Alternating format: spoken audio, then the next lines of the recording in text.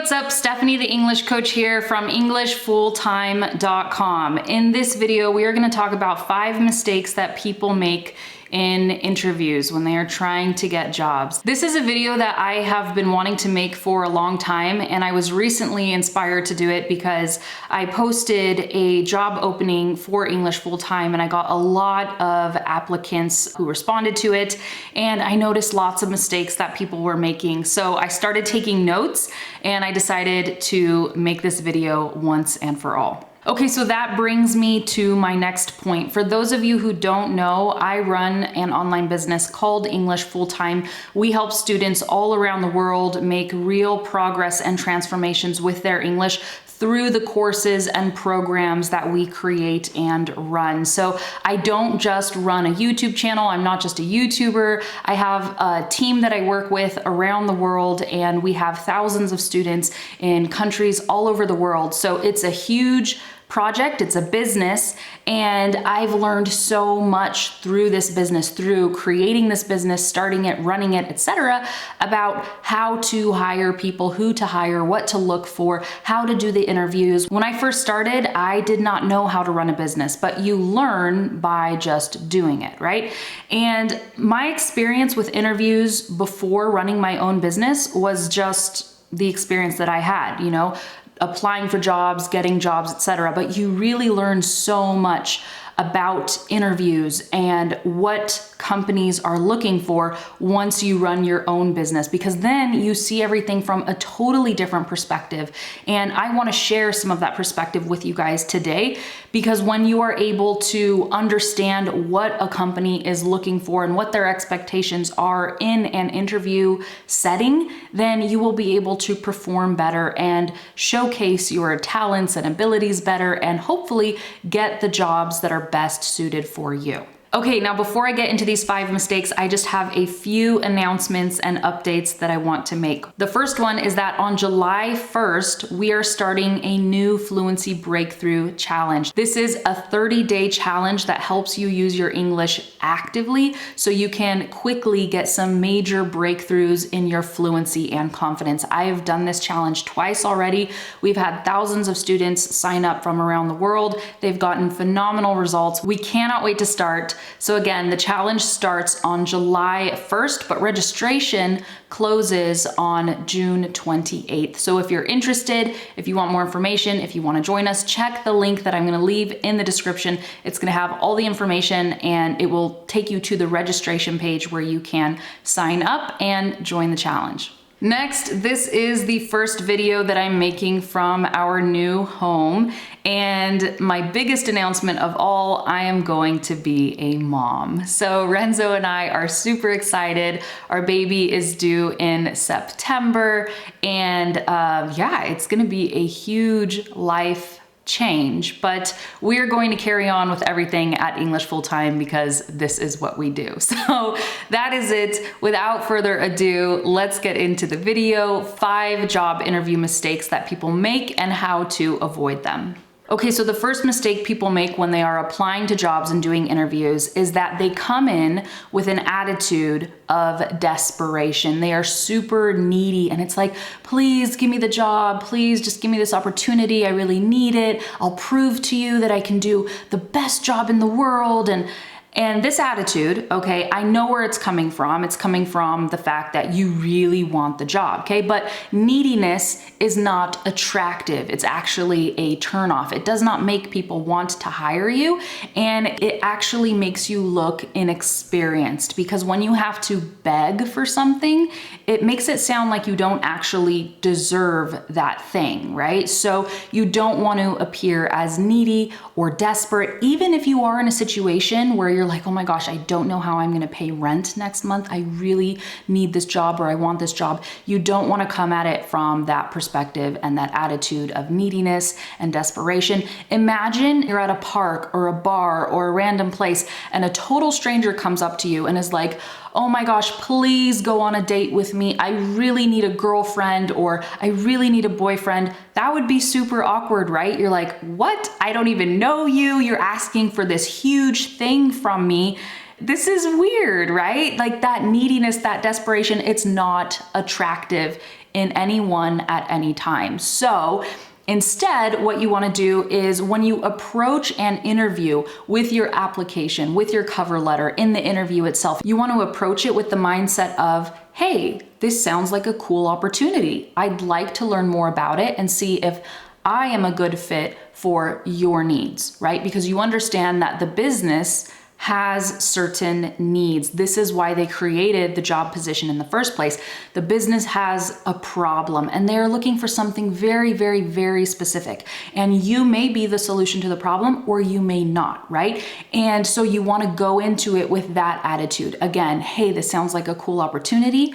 I'm interested and I'd like to see if I'm a good fit for your needs. This means that you are acknowledging that you understand that the business has specific needs.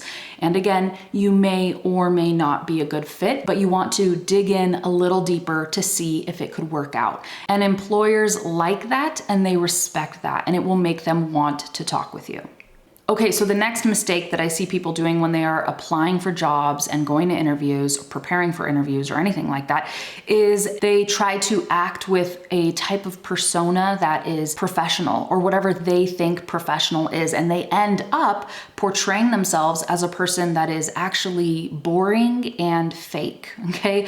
So first of all, being professional does not necessarily mean being overly formal and stifling your personality, right? People want to work with other people. They don't want to work with robots. So for example, if in your cover letter, you write something that you think sounds super professional, right? Like, to whom it may concern, it is with great pleasure that I write to you today to submit my application for the position of blah, blah, blah.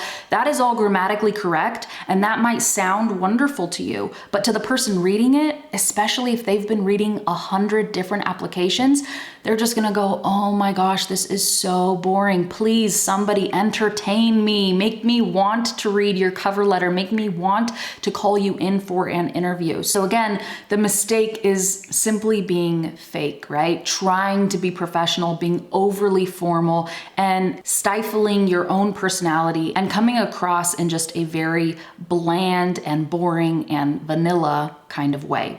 So again, realize that when people are interviewing you for a job, they're interviewing many people and you need to stand out. So show your personality. This doesn't mean that you have to be super over the top and energetic, especially if that's not how you actually are. You don't want to be over the top. You also don't want to downplay your personality. You just want to be yourself. And remember that being professional is an attitude. It's a behavior. It's, hey, you have great work ethic. You show up on time. You are reliable, dependable. That's what it means to be professional. It's not this sort of suit and tie kind of, I don't know, formal image of yourself or some way of being that you actually aren't. Okay, so the third mistake that I see people making is they sometimes are just super arrogant when they apply for jobs, and they come out and they literally say, hey, I'm the person you've been looking for, and this is why. And it's just kind of like, hold on, you just heard about this job opportunity. You don't know me, you don't know anything about my business, you really don't know if you're a good fit. I don't know if you're a good fit for this. So like, calm down a little bit, simmer down, and let's talk. Let's actually have a discussion. Let me see some samples of your work. Let me see what you've done. Show me that you are what I'm looking for. Don't just tell me that you are what I've been looking for, because again, that comes across as arrogant, and arrogance is not attractive.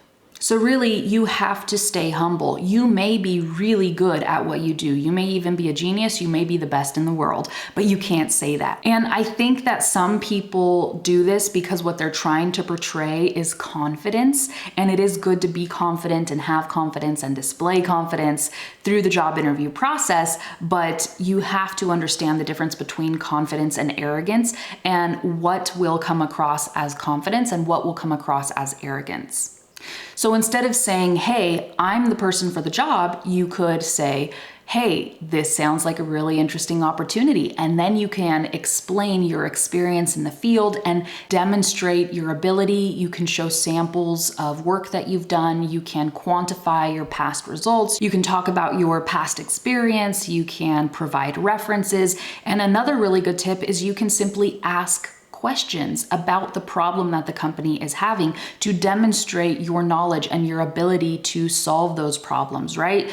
Rather than coming in and assuming that you know and understand what the problem is and exactly how to solve it, ask questions about the problem, because this is what a true professional does, actually. They don't just assume that they can figure everything out, barely knowing anything about the problem. They ask lots of questions. They might spend half an hour or even longer really digging into what is the problem that you're having and why is it a problem and what kind of solution are you looking for and what is your budget and how can I help? And they really dig into problems before they provide any kind of solution, because there's so much information that they have to weigh and figure out what the best solution is, right? So actually, from the employer perspective, anytime someone comes up and starts offering solutions before they fully understand the problem, that's a red flag right there. And we know, okay, this person's not truly experienced, because a person with real experience isn't going to start offering solutions before they truly understand the problem. Okay, so the next mistake that people make, and this is really specific to people on my channel, is in a job application or an interview saying, but I'm not a native English speaker, as if that is some kind of disadvantage. First of all, there are so many people in the world who are successful, who are non-native English speakers. So being a non-native English speaker is not a disadvantage in any way. Actually, it can be an advantage, because that demonstrates, hey, I had the ability to learn a foreign language, master a foreign language. I can now work in this language. That shows that you are dedicated, that you know how to learn and apply yourself. You can overcome obstacles. So instead of seeing it as some kind of disadvantage, you have to realize that it is an advantage, and it really demonstrates a lot of your abilities to learn, to grow, to overcome, etc. And you should never be bringing this up in an interview like in some kind of way that's going to disqualify you,